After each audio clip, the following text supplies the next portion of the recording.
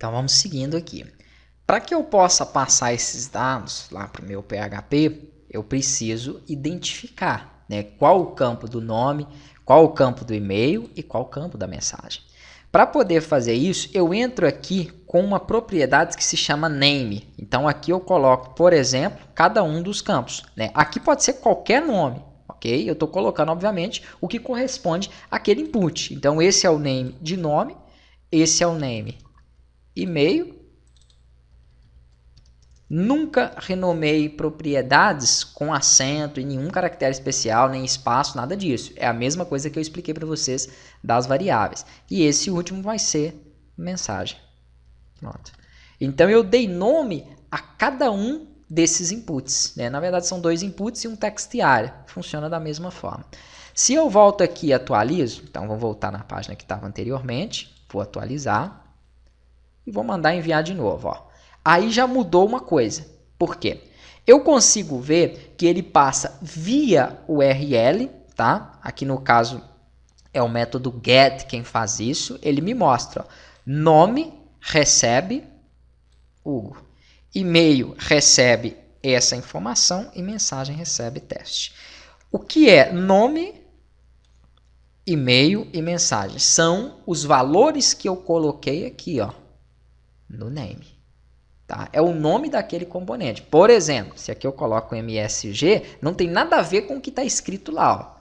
Ele vai passar uma variável chamada MSG. Aqui eu tenho que atualizar, né? Senão isso não vai acontecer. Pronto. Em vez de ser a variável mensagem, ó, é a variável MSG. Então, essa informação é o que eu defini dentro do parâmetro name. Vou voltar para a mensagem de novo aqui. Agora eu tenho o seguinte, ela está sendo passada no método get, que é via URL. Vamos ver uma diferença trocando isso aqui para post? Eu vou voltar, vou atualizar e vou mandar enviar de novo. Ó, pronto. O que aconteceu? Ele não passou parâmetro algum na URL. Ah, mas então significa que ele não passou os dados? Passou, via método post, por trás. É um pouco mais seguro, tá? Então vocês vão me ver utilizando muito mais o método post do que o método get. O método get, às vezes, por exemplo, para você fazer uma pesquisa dentro de um projeto. Então tem aqui, por exemplo, uma loja virtual, né? E aí eu quero pesquisar um produto. Então eu vou colocar aqui, ó, camisa. Não tem problema nenhum se eu mandar essa informação via método get. Então foi só uma pesquisa que eu fiz ali. Não faz muita diferença, tá? Ele vai ver isso na URL. Mas quando se trata de dados, aí já é um pouco diferente. Então, principalmente quando vem do banco de dados, então entra segurança, isso a gente vai ver mais adiante aí. Então, tem casos e casos, né? Existem casos e casos aí. Eu vou deixar aqui, por exemplo, o post e agora eu quero recuperar essas informações que eu enviei aqui no meu arquivo enviar. A primeira coisa que eu tenho que fazer é criar o bloco PHP. Se eu vou começar a trabalhar com a estrutura PHP, foi o que eu falei nas primeiras aulas para vocês. Ó. Eu crio o bloco PHP.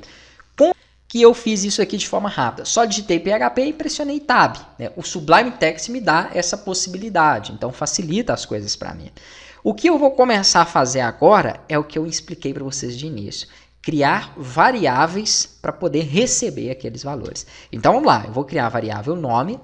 E como que eu recebo um valor que vem de um input, né, do tipo post? Eu crio aqui uma variável global, que é do tipo post, e elas são declaradas dessa forma. E aqui dentro do colchetes e das aspas, eu passo o nome dela. Então, desta forma, eu estou falando o quê? Eu estou atribuindo a um elemento que eu acabei de criar vazio, que eu chamei de nome, o conteúdo que chegar para mim via post do campo nome. E a mesma coisa eu faço com as outras variáveis. Se eu tiver 100 variáveis, eu faço para 100. Vamos colocar aqui o e-mail, que chega de um post e-mail, e vamos colocar a mensagem. Eu, particularmente, eu gosto de trabalhar com o mesmo nome para tudo.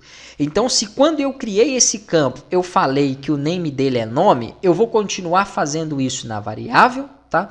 Para que eu não tenha que ficar depois mudando. É obrigatório? Não. Aqui poderia ser só N, ó, não importa. Aqui é obrigatório colocar nome? Sim, porque eu estou falando que essa variável aqui, no caso nome, recebe um conteúdo que chega para mim via post do campo nome. Para saber se isso está acontecendo ou não, né, eu tenho que mandar exibir em tela. Então lembre-se, sempre do eco. Se eu mandar aquele printar para mim na tela o conteúdo de nome, significa que quando ele chegar aqui no enviar.php, eu vou atualizar novamente, ele tem que mostrar para mim o nome que estava naquele input. E é o que acontece. Então eu consigo já testar que aquele valor que foi preenchido aqui, ó, nesse input, está chegando da forma correta para mim lá no meu arquivo enviar.php.